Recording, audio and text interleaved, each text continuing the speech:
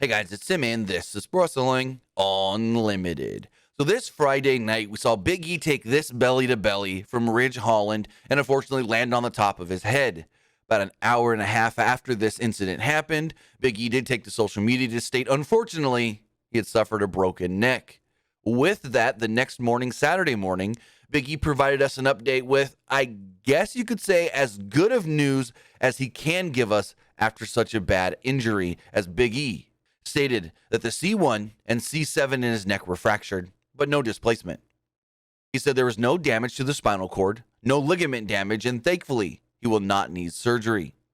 He then joked that, hey, if you break your neck, do it in Birmingham.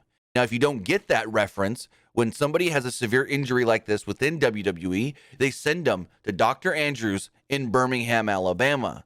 So because they were in Birmingham Friday night, Big E didn't need to have to travel to Birmingham, Alabama to be checked out. He was checked out in Birmingham that same night, which is, I guess you could say, really fortunate for such an unfortunate incident. It was also stated that multiple wrestlers on the roster, including Ridge Holland, did go to the hospital Friday night to see Big E. But with that, it is great to hear that Big E will not require surgery and that he is in good spirits after such a scary moment.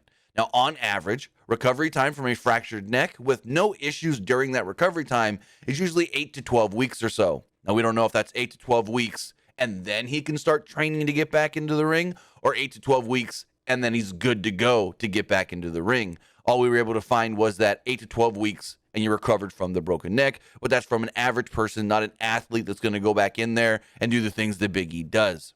Unfortunately, 8 to 12 weeks means that if there were any plans for Big E at WrestleMania, he ain't making WrestleMania.